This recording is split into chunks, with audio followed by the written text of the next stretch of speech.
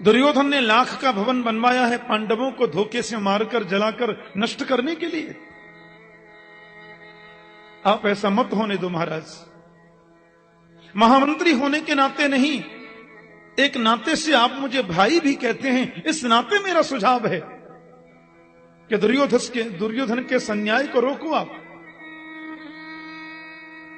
महाराज विदुर जी उपदेश कर रहे थे कि दुर्योधन घर में प्रवेश कर गया और विदुर से बोला, दासी पुत्र, मेरी कृपा से तुम्हें महामंत्री का पद मिला, शर्म नहीं आती? मेरे पूज्य पिता महाराज को मेरे विरोध में भड़काने का प्रयास करते हो, निकल जाए यहां से। आज के बाद कभी प्रवेश किया तो अच्छा नहीं होगा। महात्मा विदुर ने कहा, वत्स, तुम्हें कष्ट देने का मेरा कोई मंतव्य नहीं था, और रही महामंत्री पद की बात तो वो तो मैं त्याग अभी दूंगा। तुरंत मंत्री पद से परित्याग कर दिया, त्याग पत्र दे दिया, सीधे जा रहे हैं। और विदुरानी के पास में आकर के बोले, देवी झंझट खत्म, प्रभु का भजन करेंगे। पत्नी मृदुला को साथ में लेकर के महात्मा विदुर जी कदली के वन में पर्णकुटी में वास करते हैं। नहीं तो इनका महल धृतराष्ट्र के महल के बाद दूसरे नंबर पर ही था, लेकिन मन से सब त्याग दिया। पांडवों को 12 वर्ष का वनवास हो रहा है, 1 वर्ष का अज्ञातवास पूर्णता की ओर है। मेरे गोविंद शांति दूत बनकर आने का नाटक कर रहे हैं। युद्ध तो कृष्ण स्वयं चाहते हैं, लेकिन शांति दूत बनकर के कृष्ण आ रहे हैं, उनको अपने पक्ष में लेना है। इसलिए दुर्योधन ने श्री कृष्ण के प्रति कपटपूर्ण मैत्री का परिचय देने के लिए बड़ा सुंदर व्यवस्थाएं की हैं हस्तिनापुर की सजावट में। लाखों नर नारी लगे हैं, जगह जगह तोरण द्वार बने हैं। द्वारकाधीश की जय हो। हस्तिनापुर पधारने पर आपका स्वागत, समस्त कुरुकुल की ओर से आपका अभिनंदन अभिवंदन। जगह जगह बैनर लगे, बड़ा स्वागत गोविंद का। विदुर जी ने आकर विदुरानी से कहा, तुम्हें मालूम है कुछ, आज हस्तिनापुर दुल्हन की तरह सजा। विदुरानी बोली, सुना तो मैंने भी है, पूरी नगरी बड़ी दुल्हन की तरह सज रही है। अरे देवी, आज मेरे गोविंद की रथ यात्रा है, आज कन्हैया शांति दूत बनकर हस्तिनापुर में पधार रहे। विदुरानी ने कहा, आप महामंत्री तो आजकल नहीं है। मैंने सुना है लाखों नर नारी उनकी अगवानी के लिए तैयार हैं। इस भीड़ में गोविंद का दर्शन हमको कैसे होगा? विदुर जी बोले, बहुत भोली हैं आप। अरे दर्शन करने तो हमको जाना ही है देवी, आज उस भीड़ में हम भगवान को देखेंगे कैसे? विदुर जी बोले, हम उनको नहीं देख पाए तो क्या, वो तो हमको देख ही लेंगे। अपन को तो चलना ही है। हाँ, हम न देख पाए तो क्या, वो तो रथ पे रहेंगे, सब दिखाई दे जाएगा। और सहस्त्र शीरेखा पुरुष सहस्त्राक्ष सहस्त्रपात, उनके तो हजारों आंखें, उनको सब दिखता है। महाराज, जो व्यवस्था की गई है, अटारी पर महिलाएं खड़ी हैं फूल लेकर के, लाखों आरतियां सजी हैं गोविंद के स्वागत की तैयारी में। मन में कपट है, ऊपर से मैत्री है, दुर्योधन का स्वभाव। सबसे पीछे दीवार से सिर लगाकर विदुर विदुरानी दोनों खड़े। लाखों नरनारी फूल बरसा रहे, लेकिन गोविंद ने पुष्प को देखा ही नहीं, क्योंकि प्रभु समझ रहे हैं इन पुष्पों से स्वार्थ की बू आ रही है। मेरे गोविंद तो निस्वार्थ प्रीति के पुजारी हैं। निर्मल मन जन सो मोहि पावा, मोहि कपट छल छिद्र न भावा। निर्मल मन चाहिए। किसी आरती की ओर प्रभु ने नजर नहीं डाली, कितने लोग फूल बरसा रहे हैं, गोविंद ने देखा ही नहीं। भगवान तो अपने उससे टकटकी लगा कर ये देख रहे हैं, मेरा विदुर कहां है? और सबसे पीछे खड़े महात्मा विदुर पर गोविंद की नजर गड़ गई। आहा, विदुर का तो मन रूपी मयूर नाचने लगा, हृदय रूपी समुद्र में आनंद की हिलोरें उठने लगी। अपनी पत्नी से बोले, गोविंद देख रहे हैं हमें, कन्हैया देख रहे हैं, जगदीश, अरे देखो ना गोपाल देख रहे हैं। और देखते देखते प्रभु ने इशारा किया, तुम्हारे घर आऊंगा। विदुरानी तो अत्यंत प्रमुदित हो गई, हर्षित। विदुर जी ने कहा, जल्दी जाओ, घर पे जाके गोबर का चौका लगाना, चटाई बिछाना, धूपबत्ती जलाना, सारी व्यवस्थाएं करना। मैं जरा देख के आता हूं पांडवों के भाग्य का फैसला क्या होता है। और सभा में गोपाल पधारे। भीष्म पितामह, द्रोणाचार्य, कृपाचार्य, सबके सामने झुककर के कृष्ण ने उनको प्रणाम किया। धृतराष्ट्र महाराज को भी कन्हैया ने वंदन किया। दुर्योधन ने गोविंद को प्रणाम करके कहा, कुरुकुल की ओर से मैं आपका स्वागत करता हूं द्वारकेश, आप पधारे, हमारा सद्भाग्य है। प्रभु ने देखा मंच पर विदुर नहीं दिखता। विदुर तो सामने दीर्घा में बैठे थे, दर्शक दीर्घा में। गोविंद समझ गए।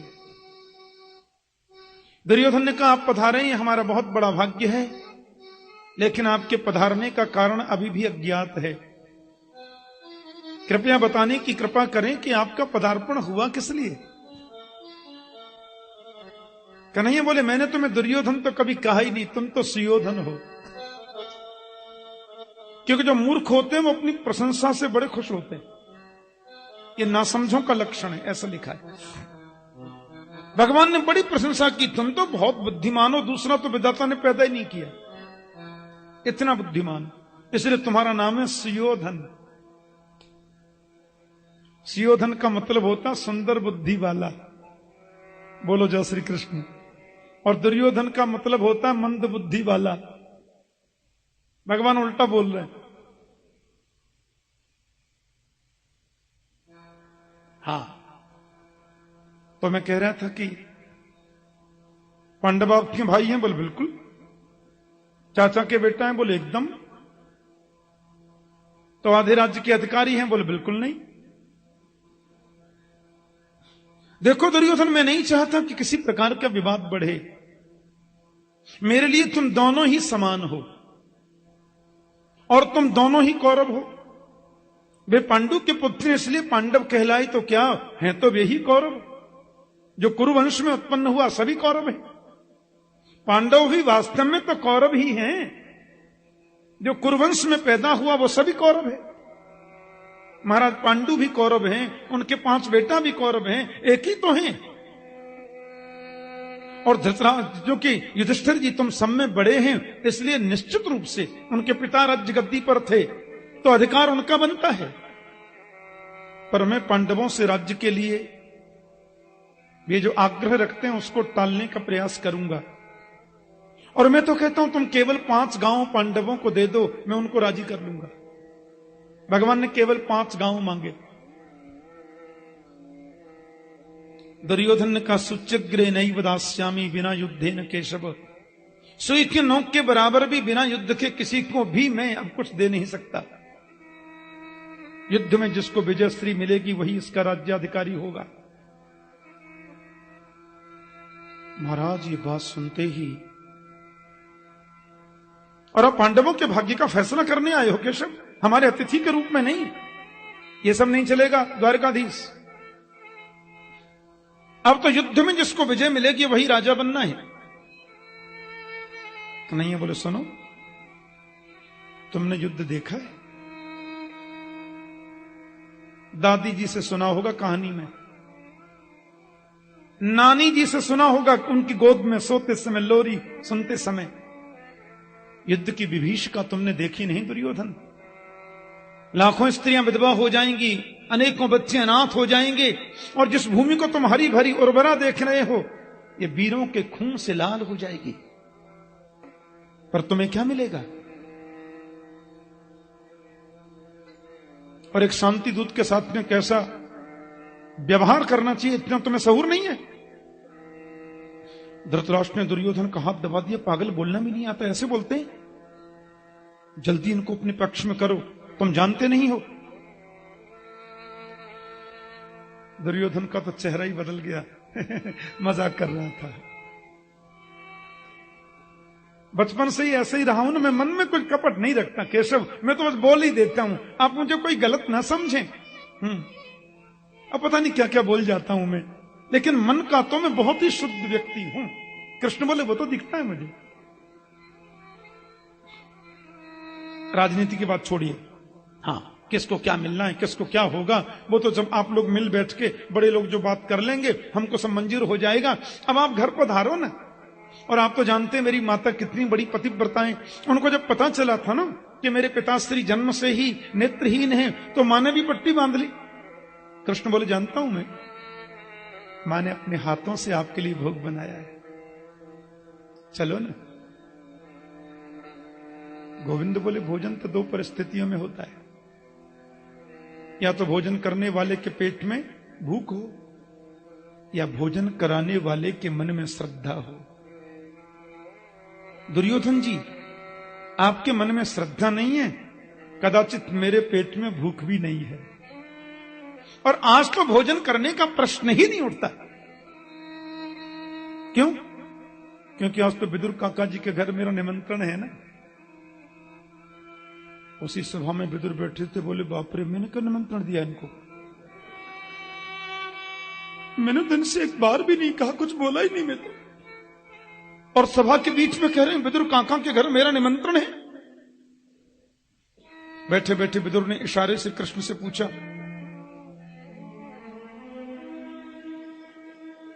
वो ऐसे कर रहे हैं, कृष्ण ऐसे कर दिए, चुप बैठे रहो, हम जो कह रहे हैं सो ठीक कह रहे हैं। दुर्योधन व्यंग में हंस करके बोले निमंत्रण? आपको मालूम है आजकल विदुर जी का पद क्या है? महामंत्री नहीं है। अब राजमहल में नहीं रहते विदुर जी, आजकल तो अपनी व्यवस्था के भी लेने देने पड़ रहे हैं। आपको क्या कराएंगे भोजन? भगवान बोले इससे मुझे कोई मतलब नहीं, निमंत्रण दिया है तो व्यवस्था तो की होगी। भाई जो आदमी निमंत्रण देता है, अगले को बुलाता है, तो व्यवस्था करके रखना है। हाँ, लेकिन माफ करना, द्वारिका से सीधे आप हमारे राजभवन में आए हैं, विदुर जी तो आपसे मिले नहीं, ये आपको निमंत्रण कब मिल गया? कृष्ण बोले चिट्ठी गई थी हमारे यहां, उसमें लिखा था कि हस्तिनापुर आओ तो पहला भोजन मेरे ही घर होगा। दुर्योधन बोला हम भी तो देखें विदुर काका जी के यहां आपकी क्या व्यवस्था होती है। विदुर जी तो सभा छोड़ के भागे। हे भगवान, कुछ व्यवस्था तो करूं चल के, क्या पता है अभी पहुंच जाएंगे। हम लोग तो, विदुर जी ने 12 वर्षों से अन्न ही नहीं खाया था, वो तो फल खा के भजन करते थे। विदुर जी ने फल खाकर द्वादशाक्षर मंत्र का 12 वर्षों तक फल खाकर भजन किया महात्मा विदुर ने। क्या पता है पहुंच जाए अभी।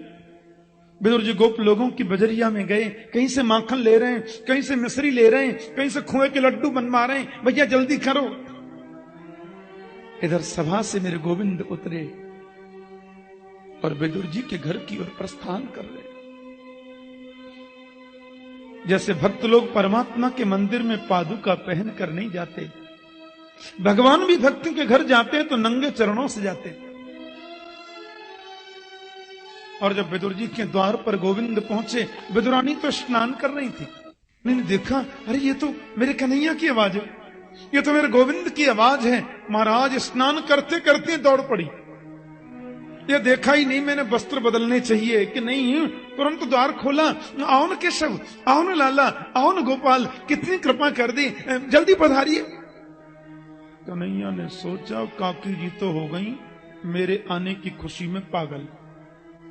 हाँ, गोविंद ने अपनी कारी कमरिया अंदर फेंक दी। विदुरानी ने झटपट ओढ़ लिया, आओ न केशव, पधारो न कन्हैया। हे भगवान, कहां उठाऊं, क्या करूं मैं? अब बेचारी दौड़ी दौड़ी गई, लकड़ी का पाटा लेके आई, आप यहां विराजो, ये जगह भी इतनी ठीक नहीं तो फिर आप, ये भी ठीक नहीं तो फिर आप, अच्छा ये नहीं तो फिर आप यहां बैठो, अच्छा फिर आप यहां आओ। पूरे आंगन में नचा रही है। और एक जगह शुद्ध सी जगह देखी तो पाटा भी बिछाया तो उल्टा बिछा दी।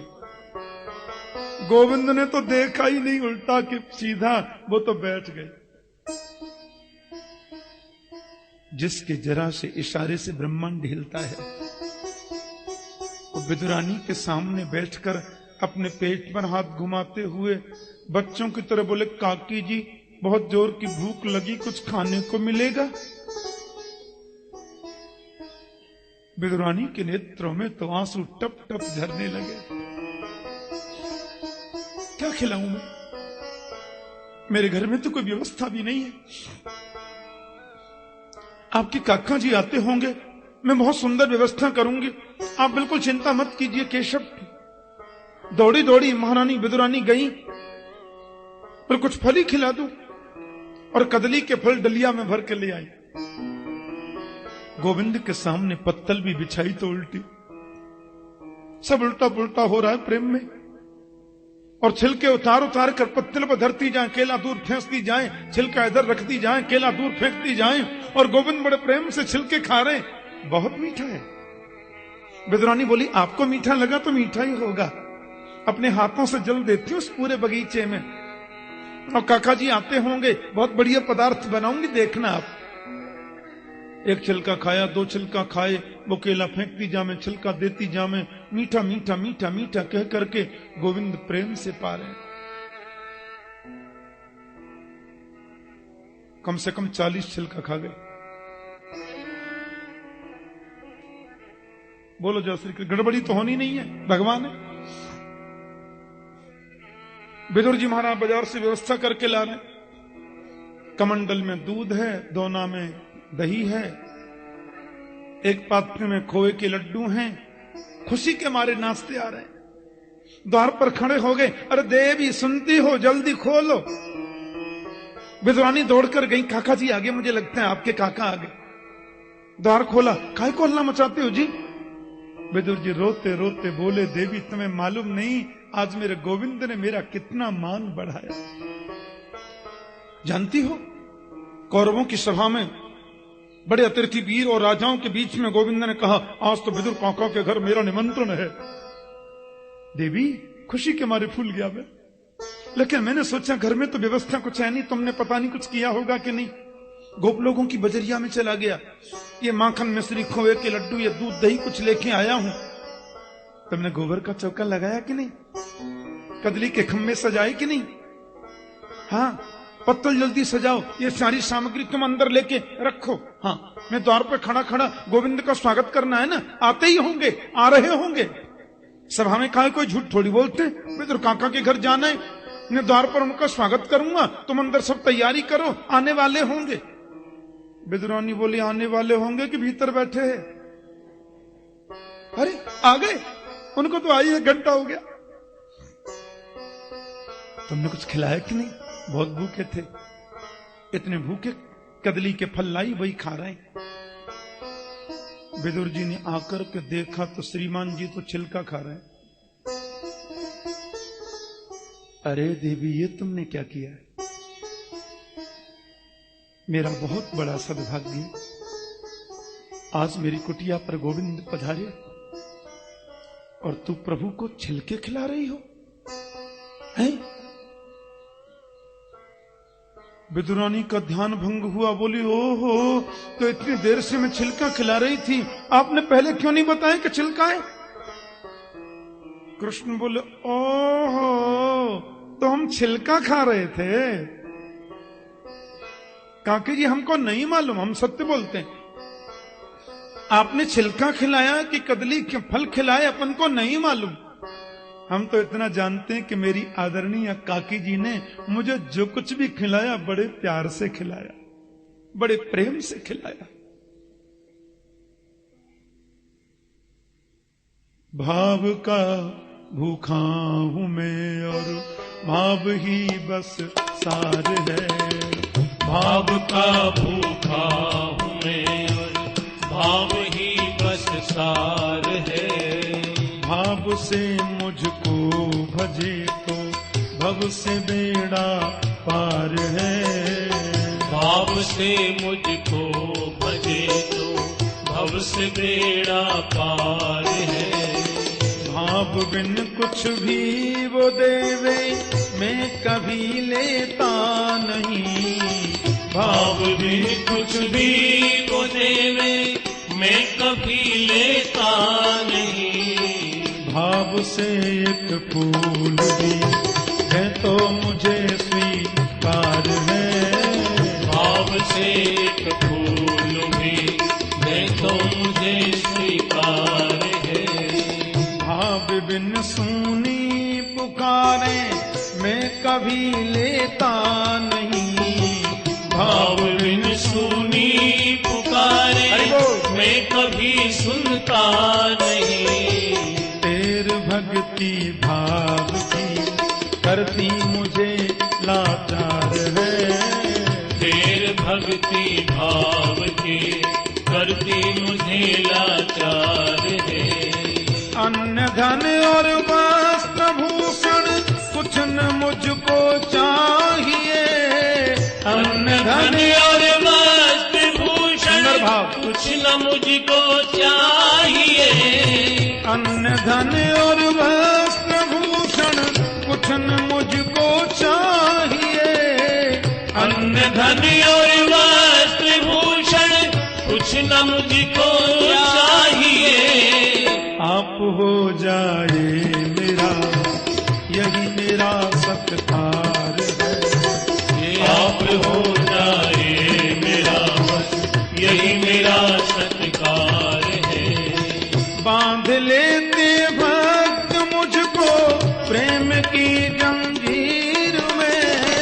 बांध लेते भक्त मुझको प्रेम की जंजीर में। बांध लेते भक्त मुझको प्रेम की जंजीर में। बांध लेते भक्त मुझको प्रेम की जंजीर में। इसलिए इस भूमि पर होता मेरा अवतार है। इसलिए इस भूमि पर होता मेरा अवतार है। क्योंकि भाव का भूखा हूँ मैं, भाव ही बस सार है। ये भाव का भूखा हूँ मैं और भाव ही बस सार है। प्रेम ही तो बड़ी चीज है। विदुर जी बोले बिल्कुल ना समझे, हम लोग एकदम समझदारी नहीं है और ये तो ये बहुत ही भोली हैं। अब छिलका ही खिला दिया आपको तो लड्डू खाओ ना। गोविंद के मुंह में एक लड्डू दिया, आधा लड्डू खाते कन्हैया बोले बुरा न मानो तो बात कह दूं काका जी। बोलो जो स्वाद उस छिलके में था इस लड्डू में तो नहीं है।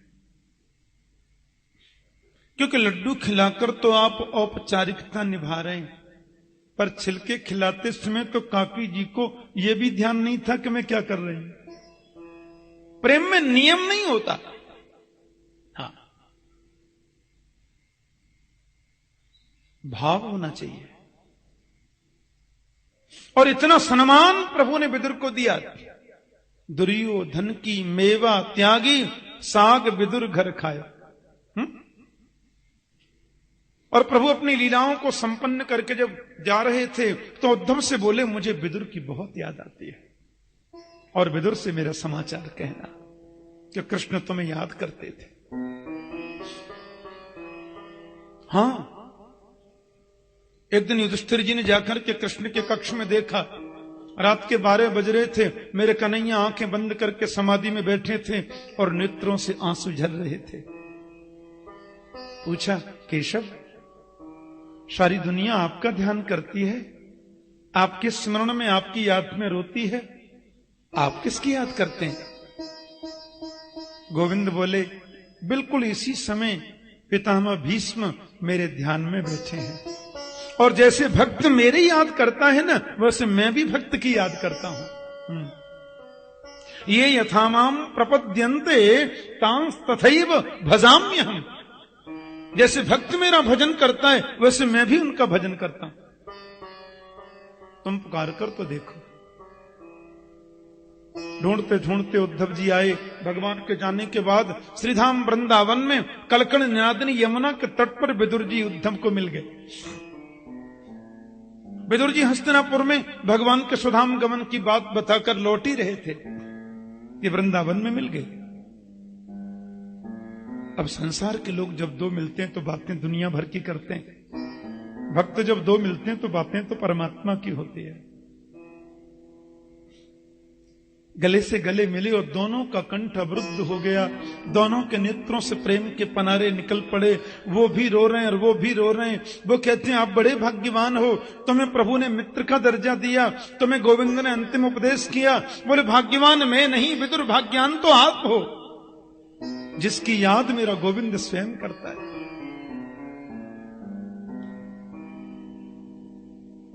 एक दादू महाराज हुए, दादू संत। उनके पास दर्शन करने एक सज्जन गए तो देखा वो पड़े हुए हैं, मस्ती में पड़े। बोले महाराज आप क्या कर रहे हैं? बोले करना क्या? बोले मैं रोज आता हूं आपके यहां पड़ा हुआ देखता हूं, आप कभी माला नहीं जपते, कभी भजन नहीं करते, कभी कीर्तन नहीं करते, काय के महात्मा हो? दादू जी बोले कि माला जपहिन कर जपहि, माला जपहिन कर जपहि, जिहुआ जपहिन राम, मेरा सुमिरन हरि करे, मैं पावा विश्राम। माला छूट गई, भजन छूट गया, अब तो मेरा सुमिरन गोविंद करते हैं और मैं आराम फरमाता हूं। बोलो जय श्री कृष्ण। मेरा सुमिरन हरि करे, मैं पावा विश्राम। एक स्टेज वो भी आती है जब भगवान भक्त का सुमिरन करता है। विदुर उन्हीं भक्तों में से एक है। उद्धव जी महाराज के सन्मुख बैठे। उद्धव ने कहा गोविंद ने तुम्हारी याद करी, कितने बड़े भाग्यवान हो, पुण्यात्मा हो। और संपूर्ण कृष्ण कथा सुनाई। बचपन से लेकर उनके सुधाम गमन पर्यंत गोविंद की सारी लीला महात्मा उद्धव ने विदुर को सुनाई। सुंदरता का वर्णन, उनकी करुणा का वर्णन, बाल चपल लीलाएं, गुरुकुल प्रवेश, द्वारिका, सारी लीलाएं सुनाई। फिर बोले तुम्हें जो अंतिमोपदेश मिला था वो कहो ना। बोले महात्मा विदुर जी मैत्रेय नाम के संत हैं, प्रभु ने उनसे कह रखा है कि आपके पास विदुर आए तो शंका का समाधान करना। आप ऋषि मैत्रेय के पास जाएं। विदुर जी महाराज सीधे मैत्रेय मुनि के पास हरिद्वार में आ रहे हैं। अच्छा पहले प्यार से बोलो जय श्री कृष्ण।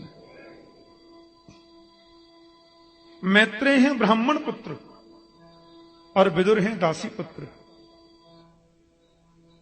मैत्रेय मुनि को जब ये पता चला कि महात्मा विदुर मेरे यहां आ रहे हैं, अपने आश्रम के द्वार पर उनकी अगवानी करने गए। आओ संत विदुर, इस ब्राह्मण की कुटी में आपका स्वागत है। मैत्रेय मुनि ने विदुर जी के लिए आसन दिया और स्वयं अपने मंच पर आसीन हो गए। कुशल क्षेम पूछने के बाद विदुर के चेहरे को देख करके मैत्रेय समझ गए कि कृष्ण वियोग में हैं। विदुर जी हैं अनुरागी और मैत्रेय जी हैं विवेकी। परम ज्ञानी परम विवेकी हैं महात्मा मैत्रेय, और विदुर जी हैं परम भक्त और परम अनुरागी। ये अनुराग और विवेक दोनों जब मिल जाएं तो कृष्ण कथा प्रकट हो जाती है। बोलो जय श्री कृष्ण। बड़ी सुंदर चर्चा हुई, सृष्टि के बारे में पूछा और ये पूछा कि आप आए कैसे।